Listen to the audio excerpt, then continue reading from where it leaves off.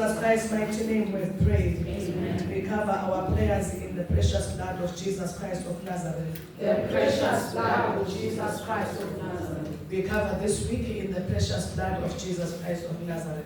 The precious blood of Jesus Christ of Nazareth. Sitawufunza live la nkulunkulu bazalwane ngibhalela live ngasengishesheni yalungisa ngingaqhazeka Judges 13 bazalwane ngaqona nje 2 siyofika 15 Judges 13 verses 2 to 15 ngulona live kodwa nje linzanyana abafundisi bazalwane basifunza amen. Judges chapter 13 verse 2 to 15. There was a certain man of Zorah, of the family of the Danites, whose name was Manoah, and his wife was barren and had borne no children. Then the angel of the Lord appeared to the woman and said to her, Behold now, you are barren and have borne no children, but you shall conceive and give birth to a son. Now therefore, be careful not to drink wine or strong drink, nor eat any unclean thing. For behold, you shall conceive and give birth to a son, and no razor shall come upon his head, for the boy shall be a Nazarite to God from the womb, and he shall begin to deliver Israel from the hands of the Philistines. Then the woman came and told her husband, saying, A man of God came to me, and his appearance was like the appearance of the angel of God, very awesome. And I did not ask him where he came from, nor did he tell me his name. But he said to me, Behold, you shall conceive and give birth to a son. And now you shall not drink wine, nor strong drink, nor eat any unclean thing. For the boy shall be a Nazarite to God from the womb to the day of his death.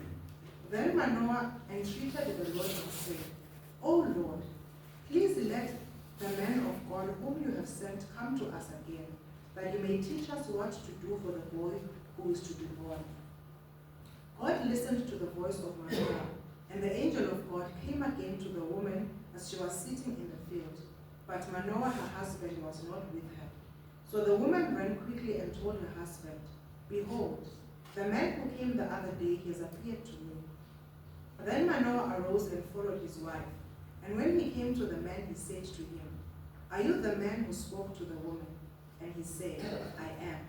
Manoah said, Now when your words come to pass, what shall be the boy's mode of life and his vocation? So the angel of the Lord said to Manoah, Let the woman pay attention to all that I said. She should not eat anything that comes from the vine, nor drink wine or strong drink, nor eat any unclean thing. Let her observe all that I commanded. Then Manoah said to the angel of the Lord, Please let us detain you, so that we may prepare a young goat for you. Amen. Singahlala phansi bazalwane. Ngifundisa mina, ngitawufundisa wena. Amen. The title of the message that I have for us is Open Heaven. Basically, it's subtitle yakhona now what? Amen. God has given us, as usual, bazalwane, a theme for this month, and angicabanga ukuthi i-theme ya this month kuphela. Ngicela nimlalele bazalwane, I pray kangaka Nkosi yami ukuthi silivele likaNkulunkulu namuhla egameni likaJesu. Nakwakusola ukuthi nangiphuma nje ukubuka sukudidela uNkulunkulu ukuthi angathi nje ubale nguvile open heaven asifulethe indlela ethatha kamoya bazalwane simuve uNkulunkulu nakakhuluma nathi egameni likaJesu. I-subtitle ithi bazalwane. Now what? Ngithi ke bazalwane ngithi God has given us a time, a theme for this month. When God gives us a theme, it is not just for this month, or it is a word not for this month, but it is a word that goes even beyond bazalwane. Unasisikhathi lasishido eNkulunkulu. Usele uNkulunkulu kule nyanga lena, it is open heaven. uNkulunkulu lebazalwane alikhulumela lithi ngicela ukusho kaningi. Once God speaks bazalwane, it is because kukhona into la ibonile afuna kuyenza. Kukhona uNkulunkulu afuna ukulungisa, kukhona uNkulunkulu afuna kusipha kona. le live leli uNkulunkulu bazana ulikhulume for a certain purpose in our lives. Lelithi live laNkulunkulu, once God releases a word bazalwane, akafuni uNkulunkulu ukuthi le live libuye kube linjani bazalwane, liyaba. God wants to ukuthi live la likhulumile bazalwane libe fully manifested in our lives. Kungakho ke uNkulunkulu kusike nyalo ngema open heavens for us ke bazalwane ukuze ukuthi si understand lo ukuthi uNkulunkulu uthi wakhuluma nje uNkulunkulu wathi as it was in the beginning, wakhuluma sengiyakufundisa phela wakhuluma nje uNkulunkulu wathi as it was in the beginning, wakhuluma nje uNkulunkulu wathi in open heaven. The onus is upon you, the responsibility is upon you as a child of God to go and find out bazalwane ukuthi usho ukuthini uNkulunkulu la kuwethi impilo tethu nakathi open heaven. Ungahambi nje bazalwane live lithi open heaven unga understand lokuthi uNkulunkulu usho ukuthini. Thatha iBhayibheli lakho uresearch ukuthi open heaven usho ukuthini, because lalela bazalwane it is possible for God to release a word bantu bakhe bangaliva le live lithi uNkulunkulu ukhulumile ethimulweni labo lingawufezi lo msebenzi uNkulunkulu la lithumele ethimulweni labo. Why? Because his people failed to understand the word.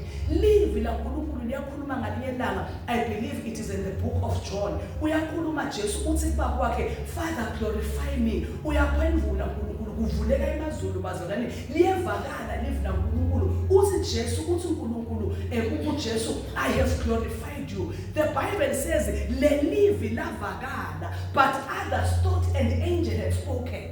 Others thought it was thunder, but we moment bazalwane lengasiyo imvama la uNkulunkulu akhuluma nebantu khona, but bantu bangeva kahle labanye bacaka ukuthi hayi belivuma, labanye bathi kukhulume ingilosi. Why am I saying this thing? I am saying uNkulunkulu uthi open heaven ufuna lento yenteke tu kwakho, wena ke hamba uyawufuna so that ungeva ngathi belivuma nje noma kukhulume ingilosi. This word lelithi open heaven bazalwane, it must come to full manifestation in our lives, but litawuvelela umuntu lotihluphile wase uyahamba uyawuthandaza uvula incwadi wasesha ukuthi usho ukuthini open heaven, bese lento nayisho uNkulunkulu so yayidonsa yenteka empilweni yakhe. Ngiyangiva bazalwane. That is why my themes, my messages uNkulunkulu lasiniketa wona ayasendlula bazalwane leni na asadi lokuthi uNkulunkulu usho open heaven. Siyajabula nje open heaven nangakubuda usho ukuthini open heavens. So yile yini eBhayibhelini uyobuka abantu labavulekelwe emazulu kwendekeni kulabo bantu. Ngithethe isikhathi ke nambazalwane just to look at what open heaven mean. Ngingakaqali imessage namuhla ngafunza nje kusho ukuthi the barrier between earth and heaven is removed. Any barrier, any kuthathwase yonke into lebeyivimbile emkhathini waNkulunkulu nathi is kusukile bazalwane. We now have easy access to God. Njengalokho kwatsabuka naliyalikhetheni ethempelini kanjalo bonke bekuvimbe bazulu kuthi angakhona ukufika kithi kudzabukile bazalwane. We have access heavens, unlimited access, unhindered access to heaven. Lokusho ukuthi na uthandaza nje wena your prayers these days asheshe afike kuNkulunkulu ngoba there is nothing in the atmosphere lokutrapha ema prayers akho. Amen. Ngaphindze ngafunza ukuthi kusho ukuthi bazalwane lele kufuna kakhulu lo ngeke ngisakusho. This is what I am after. Kusho ukuthi bazalwane right now there is an outpouring of abundant spiritual and physical blessings. There is a great outpouring of physical. Ngulabahla khona tibusiso uNkulunkulu avule emazulu akhe ehlisela tibusiso takhe tume bantwana bakhe. There is a great move that God is making these days bazalwane, and I pray that we do not miss it. These are the times bazalwane la njengabo Zechariah la kwavuleka khona emazulu, and the Bible says as he was working in the temple kwehla the greatest angel ingilosi Gabriel iqobo lwakhe ilethe imphendvulo. This is the move where God ayakade khona like the times of Mary. Lelithi uNkulunkulu wathi akihlalele nje kwefika ingilosi wathi wena ubusiseke kakhulu leto dikhathi bazalwane where there is a great outpouring of the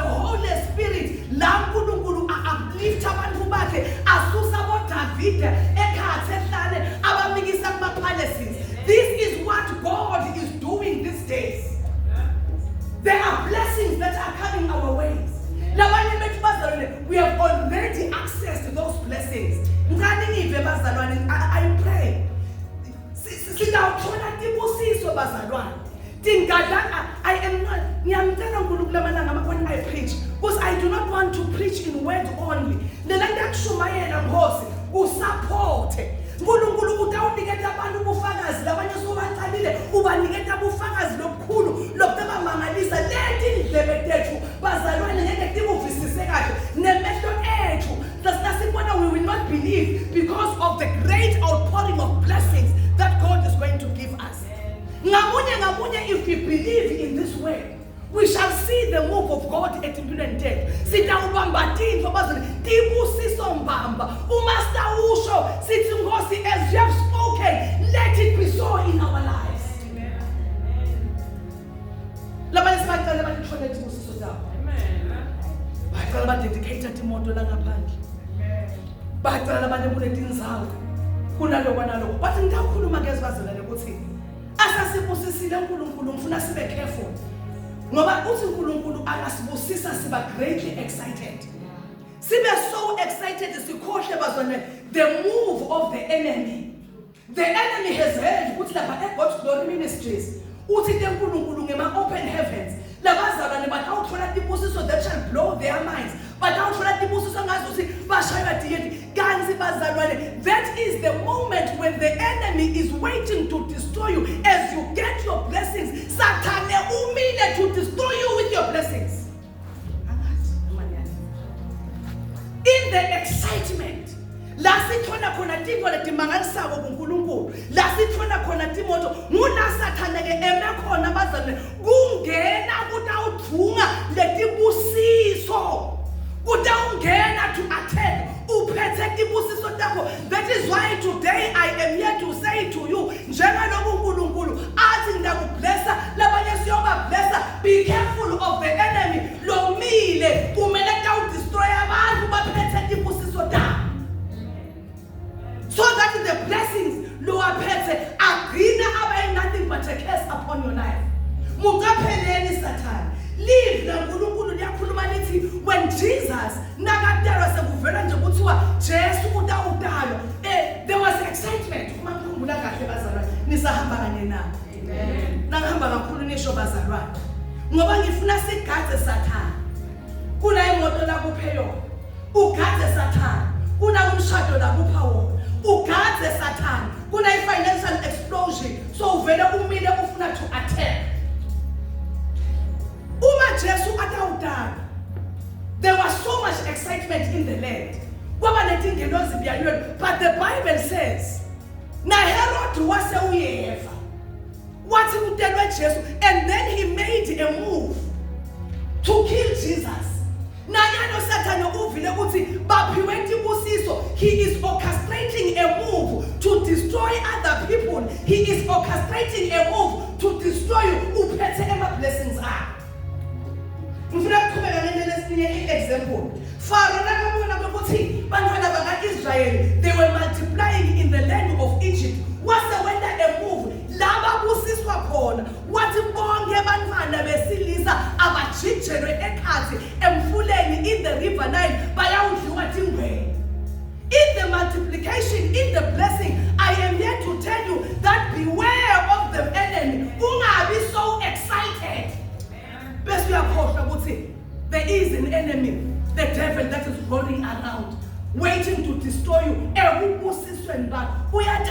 Pastor Mota, until the blessing of the Lord that had no sorrow. Ukati ikamka philo sorrow wena. Musathane lokumele nje ukuthi ubusiswe bese ufike ufaka inyawo lenkulunkulu.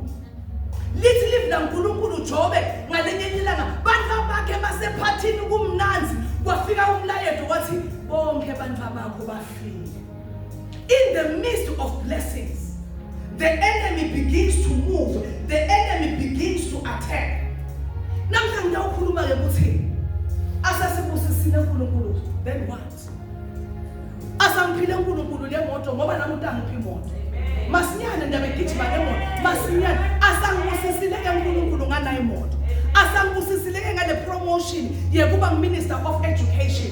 Asangibusisile ke uNkulunkulu bazalwane ngekuba nemali lenengi ebhali asasibusisile uNkulunkulu ngemisebenzi ngema-promotions ngema-elevations. What do we do next? Sesenda njani ke nyama? The Bible ngifuna ukuthi angiphushisa bazalwane ukuthi mtapheleni uNkulunkulu Satan in your blessings. La uNkulunkulu ufuna Satan in the midst of your blessings to bring you sorrow. Le Bible lasifunza khona ngicela ukukhuluma bazalwane. Le Bible lasifunza khona in the book of Judges 13. Lithi libla uNkulunkulu kunala indvodza lekuthiwa uManoa sifundzile bazalwane nani sisahamba kanye kanye bazalwane. Namhla ngifuna to interact namandla ekuthishela alatu kwami egameni kube nje nerula ngabe ngihle ngiyakhomba ngibheka ya namandla alokufundisa kuphi bazalwane alatu kwami namuhla ngifuna letinto tethu sititholete emanqobi sitithole mbamba egameni likaJesu. Now iyafika ke ingilozi kuManoa imthola the wife of Manoah kuthiwa they were barren. Uyafika ingilozi uletha umlayezo to the wife. And he says to the wife, your wife, when you shall conceive and you shall bear a son. Uyamusha ukuthi nomntwana lona shall be a Nazarite. No razor shall touch his head. These are exciting news. Mina nje kube kwafika kwatshelwa mina ngifuna sibe aware of the excitement. Lengagcina is destroyed.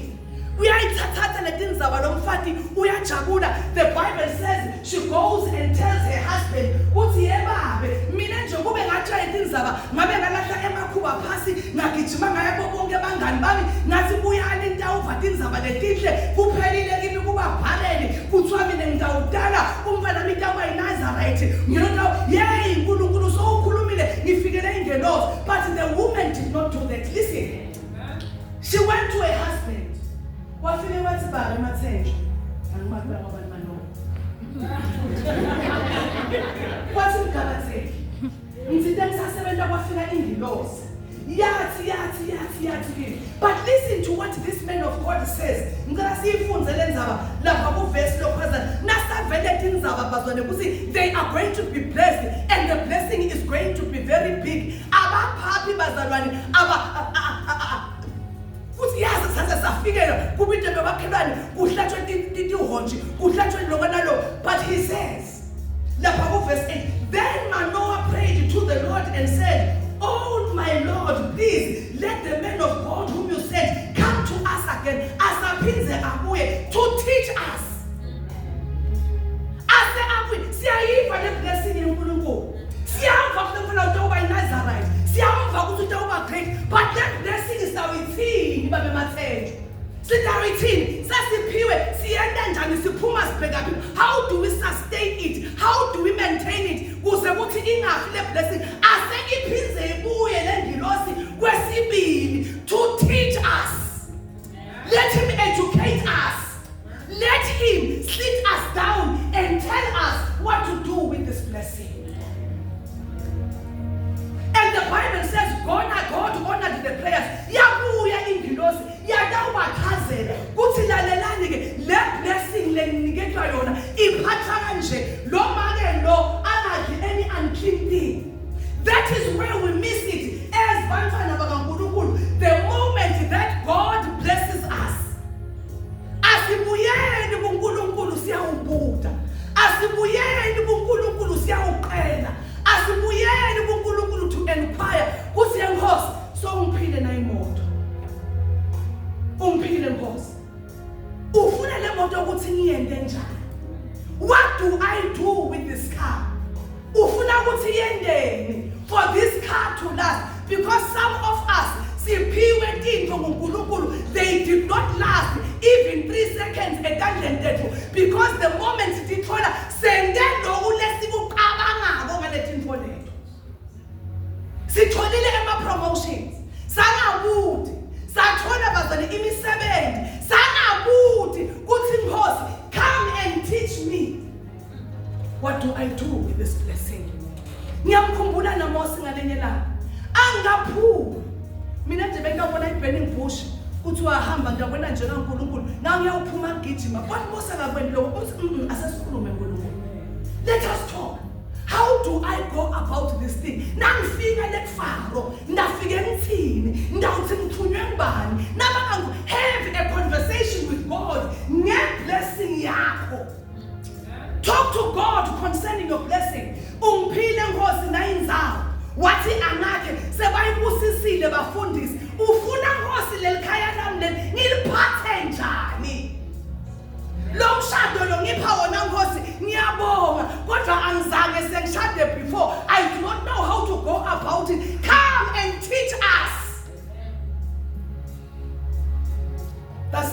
mistake that we make as children of God. Sathola tinto tethu kuNkulunkulu. Asibuthi nekubuta bazalwane. So promotile uNkulunkulu wawuhola 70,000 ngenyanga. Uyatibone asibuyi la altar la sacela khona sitawubuta sinamlo 70,000 bamenanga. Ngiyabonga Nkosi uphile. But how do I go about it? How do I go? Because I want to show you today, Bazalwane, how the enemy attacks a blessing. How the enemy turns if blessing each and every day. I am not boasting, Bazalwane.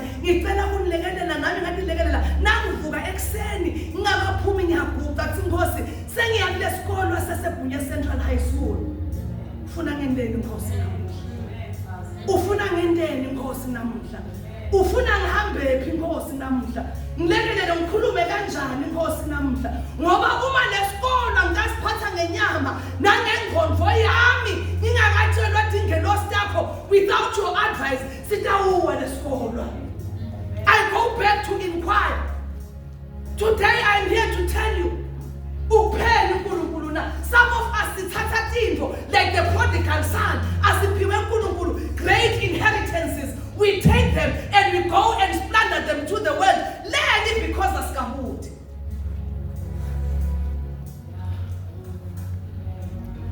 Funa ukutshengisa emandla eblessing. Kuthi blessing ingabona. Lalani bazalwane. I-blessing lo ngayibuthi kuNkulunkulu. Ubute kuthi Nkosi njenga nangimanowa nangilomfana usiphena awuphinze ukhulume uthi simkhulumisa njani uthi simodla angatawusonakalela akhulumile uNkulunkulu athi you shall be great agcine umfana asizabo sekubasizabo awumfundzise because listen uma lento singakayinikele a blessing has the potential bazalwane to separate you from God.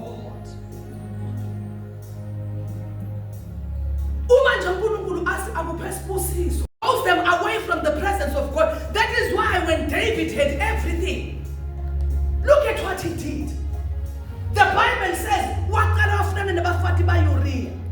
look at what happened to Solomon. The Bible says his heart was turned away from God. In blessing, in jalo bazon, in a manja, ebuksusa kungulunkulu. Nangaba na 1 million jela unganalutho. You have a mention all of a sudden.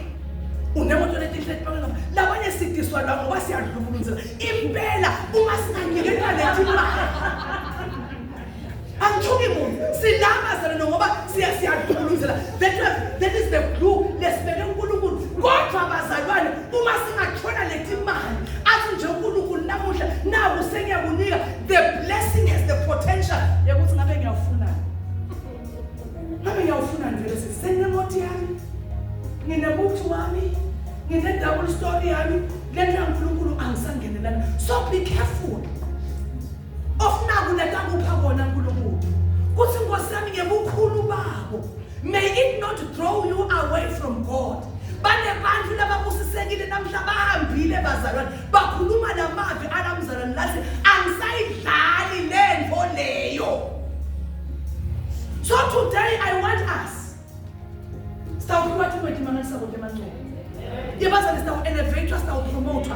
am not lying, I am standing on the altar of God. May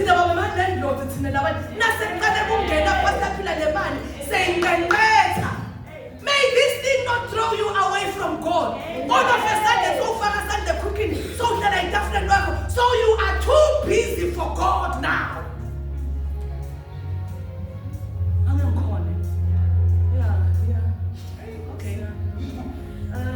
Pastor must have just been promoted and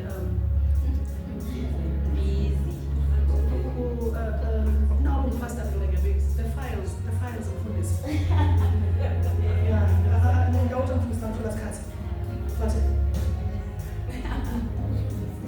Ngosi yenda njani promotion. Uze ngosinga ngisusa. Yenda njani Ngosi come back and advise me. This thing no pena it is too big for my mind. Awungelele nenkulunkulu ukuze kusilento engangisusi ekhona. Asengisho nabo bazolelo kunye. Lokunye it has the potential to make you lose focus. Yabona sunemani baba so blesswe baba bazalwane. Lento ulasontweni nje silapha Pastor Motha ziyara. We are losing our focus. Sila, but our minds are on the other side of town. My focus is no longer on God. God does not matter anymore. Ni focus enya lokuthi ngiyaronje lokumhlethila 12. You are losing focus in the things of God. Now, umuntu osobukasikhathi njalo kukhuphe masokisi siyahamba sikhathi emfundisi. Customer njalo deliver nyenye angisakhona sofika lapha yahashadela. Nami ngiyabona kunezinto letikwenza ukuthi uluze ifocus uNkulunkulu. You begin to lose focus. You become too busy. Remember the banquet. After Jesus, there was a man that prepared the banquet for his son. But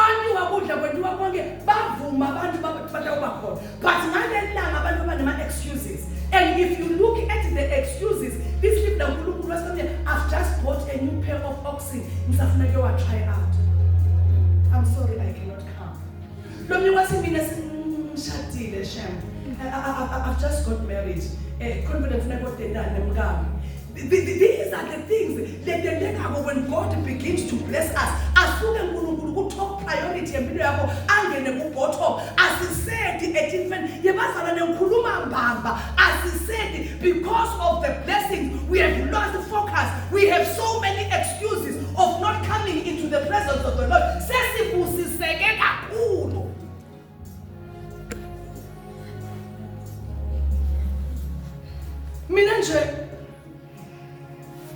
Teacher.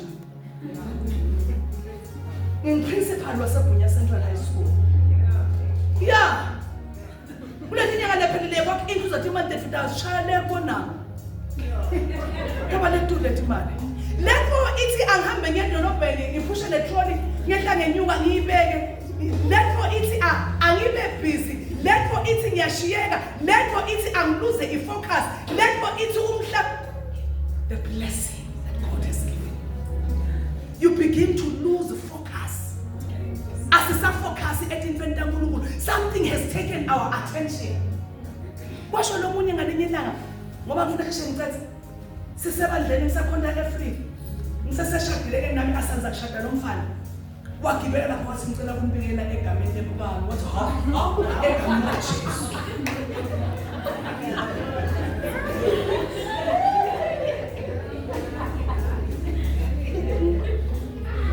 People are losing focus. I am speaking the truth and I will speak the truth. Uma lesibusiso sakho sesikwenda kuthi ekintweni yaNkulunkulu unthonte. It means awuzange sewuye kuyawubuda kwekuthi Nkosi ngeke njani. So uhamba kancane ekintweni yaNkulunkulu because sema blessings anjani bazalwane, they are too much. We are losing focus. Ambana ngithi lapho mina. Zanza ngisayima seminary yalokuvuna bonke iphepha le. Namboti yeah. That is why some of us we lose our blessing. It makes you to lose if focus yako when you become too busy with the things that upende ona uNkulunkulu than the things of God.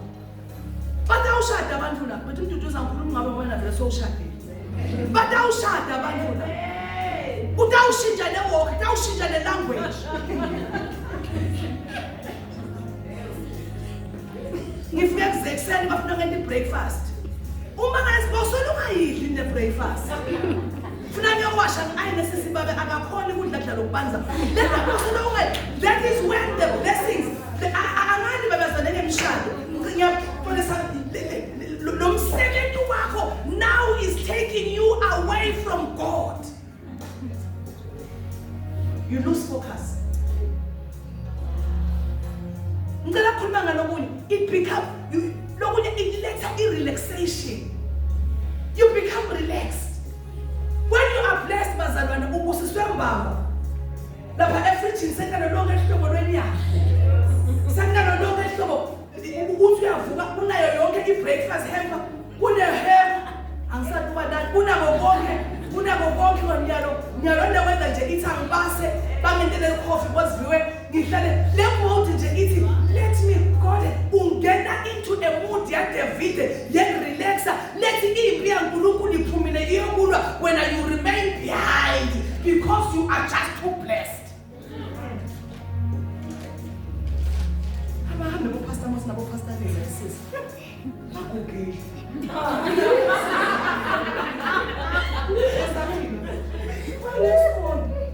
hayi ngeke ngifundise abahambe boPastor Moses abona hayi sithina ngesikhona somfundisi ngizathi kanje noma sathi lokupototo wonke nomtimba. I'm not saying that is wrong. Kufanele vele bayosipotola kufanele vele sithathe a day off siyobona abantu abethu bazalwane. That one I cannot run away from. Kufanele sigcine emakhabethe amnjenyana angifuni umuntu njengele ekhaya kamo nawavula lamakhabethe letimphatha kyalo tenanzelana ngikhuluma ngalesikhathi mina so nabo rice so free abo hem so uhlekela when the army of God iphumile iya impini iyakulwa wena ubhizi ufake tandla emakhikini wehla uyenyuka emavarandeni ngoba konke kuhamba njani bazalwane hamba kahle kukufaka into a mood let's relax rest and sleep sithi etemacube hey kathi kwasasihlupheka mfundisi we just need an hour and just a week to sleep it off safa wathi lo mngane wami sithangiwe ngale nyendaba bafuna ngiyangibhaka baphike kumbiki wathi hey ngeke sehle lesithumbu ngeke inenkonzo iqhubeke singeke iqhubeke inkonzo bayibambele bangakhonako we just need some time off. That is when you enter into a mode of being relaxed. Awusathini lutho le moto sowunayo le ndvodza sowunayo labantwana sowunayo le promotion sowunayo nalombhedze semusha usinjabulale nanje Jesu ngalikina ngabe yashumayela the man of God uthi after performing the miracle of the feeding of the 5,000 masinyane wabatshela wathi let us go over to the other side. There was no time bazalwane to marvel kuthi how let the fish what as my father works senza kusho pastor phela ke lo as my father is working I'm also working.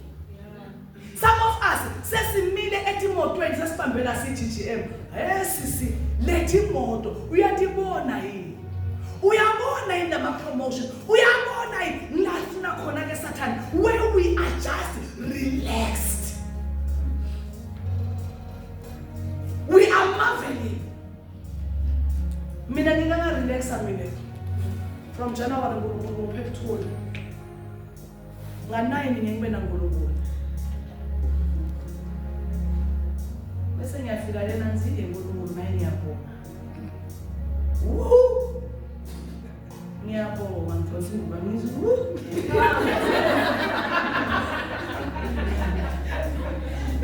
Achote zibekuna Jonas ngisasembo ayisho se Jonas bathi kunestina ngihamba ansi konke khamba ngayo hey ngase ngiyaphutha Pastor Moses ngaphuza ngikhala ngaze ngahishwa manje ngikhala into enhlohla kudlala nganathi ngingaphaphama